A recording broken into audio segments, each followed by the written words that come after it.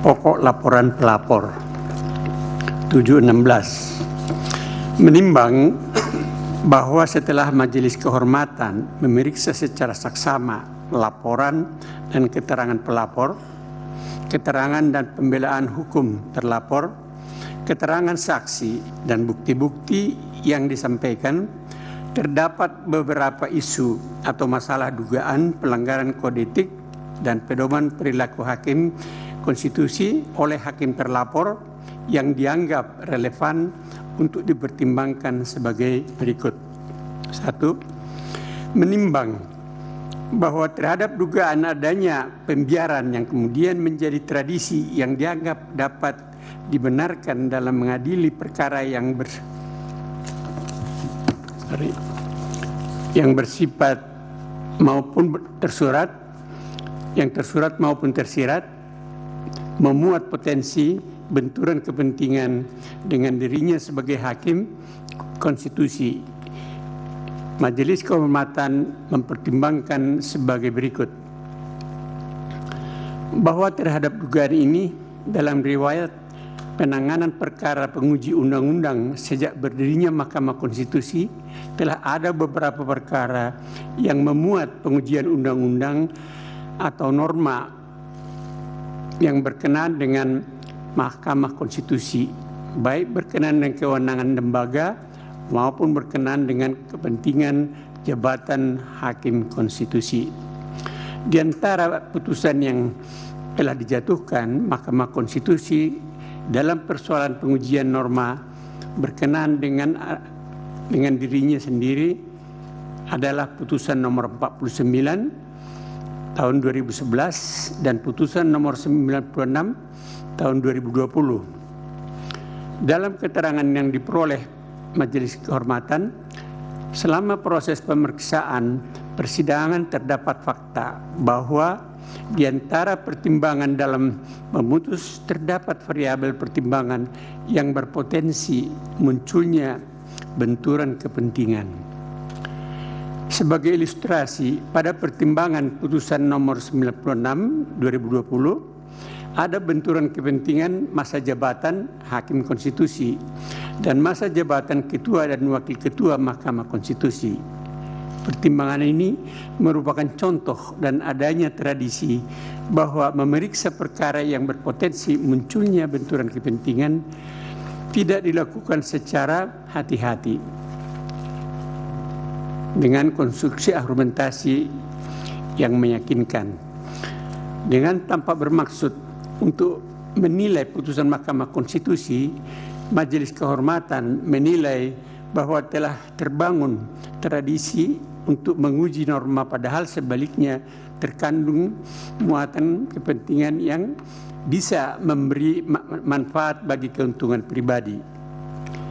Pada puncaknya adalah potensi benturan kepentingan yang melibatkan Ketua Mahkamah Konstitusi dengan penanganan perkara nomor 90 2023. Peristiwa hukum sebagaimana terjadi di atas tentunya tidak akan terjadi seandainya setiap hakim konstitusi memiliki rasa sensibilitas yang tinggi dan waspada terhadap satu benturan kepentingan.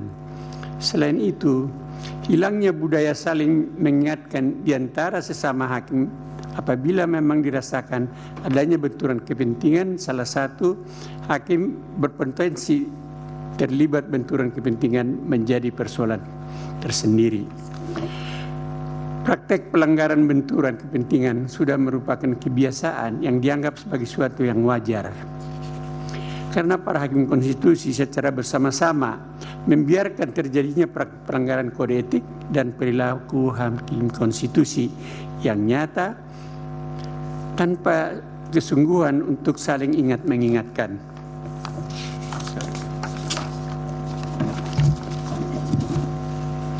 Serta hakim termasuk terhadap pimpinan karena budaya kerja yang awah pekeuh, sehingga prinsip kesetaraan antara hakim terabaikan dan praktek pelanggaran etika biasa terjadi.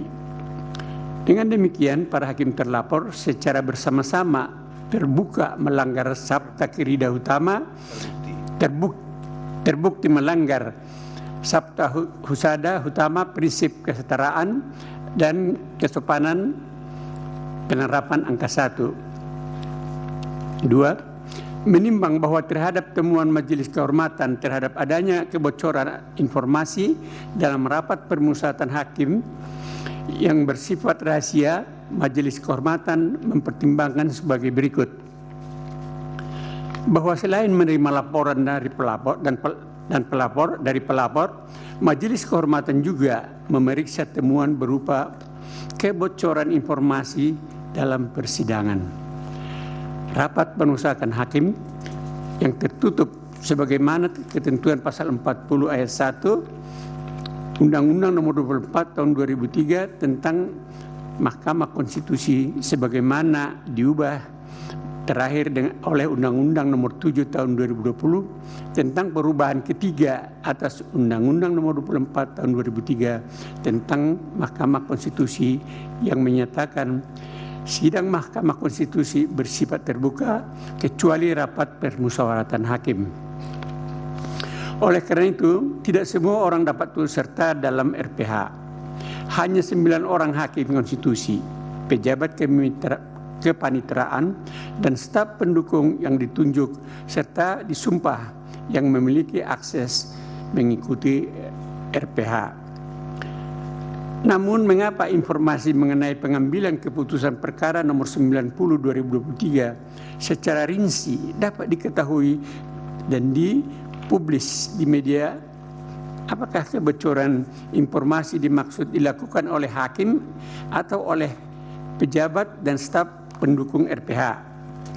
Kebocoran ini diuraikan secara jelas dan terungkap dalam pemberitaan di majalah Tempo yang berjudul Skandal Mahkamah Keluarga tanggal 22 Oktober 2023 tentang beberapa hari perkara nomor 90 tahun 2003 diputus. Majalah Tempo mengurai secara rinci dan jelas peristiwa apa yang terjadi dalam rapat permusyawaratan hakim saat para hakim memutus perkara nomor 90 tahun 2003 yang berdasarkan keterangan majalah Tempo. Informasi diperoleh dari 2 narasumber yang salah satunya petugas MK.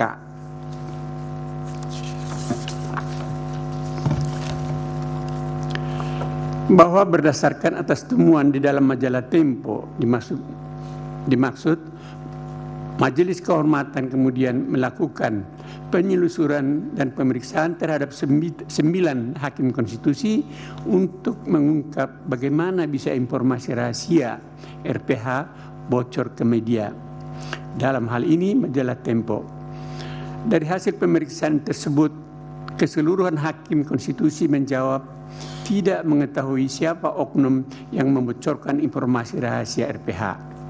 Ihwal dimaksud dalam proses penanganan dan pengambilan putusan perkara 90 tahun 2023. Sementara untuk meminta majalah Tempo memberikan kesaksian, tentunya akan terbentur pada Undang-Undang Kebebasan Pers yang mesti melindungi sumber informasinya.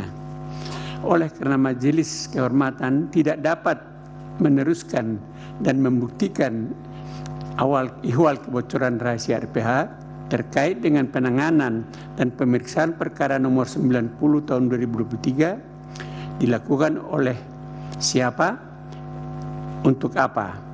Namun demikian, Majelis MK meyakini bahwa kebocoran informasi boleh jadi terjadi secara sengaja maupun tidak sengaja dilakukan oleh hakim konstitusi, meskipun tak cukup bukti untuk mengungkap kebocoran informasi pengambilan putusan dalam RPH dimaksud.